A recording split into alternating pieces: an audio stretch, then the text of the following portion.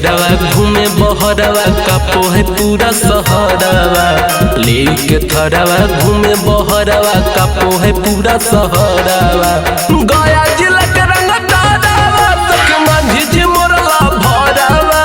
गया जिला के रंग तारावा सख मांझी जी मोरला भरवा। लागू है बड़ी दबंग फेटा बांधी घूमो है बहरवा।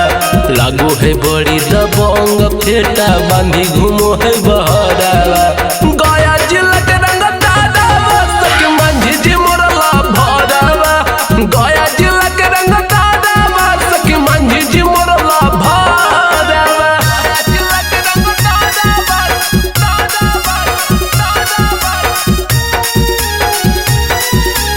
Music by Amit Gupta.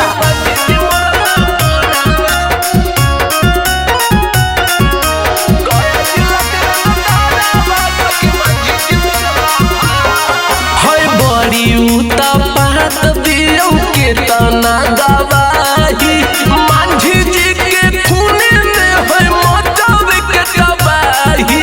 ए सखी का बताई हो बड़ी उता पात दियो के तना गवाही मांझी जी के खूने में है मचावे के तबाही। बड़ी सौखड़ा को है सखी करे के मडरावा। बड़ी सौखड़ा को है सखी करे के मडरावा। गया जिला के रंग तारावा सख मांझी जी मोरला भरवा।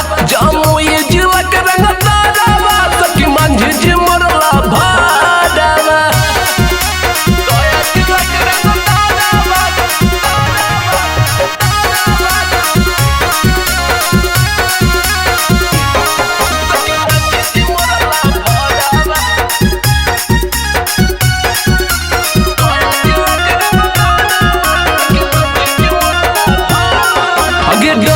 है के करो से करे ऊंचा बात गे। नेता विधायक इनका से करे मुलाकात गे। सखी बड़ी दबंग है गे। आगे डरो है के करो से करे ऊंचा बात गे। नेता विधायक इनका से करे मुलाकात गे।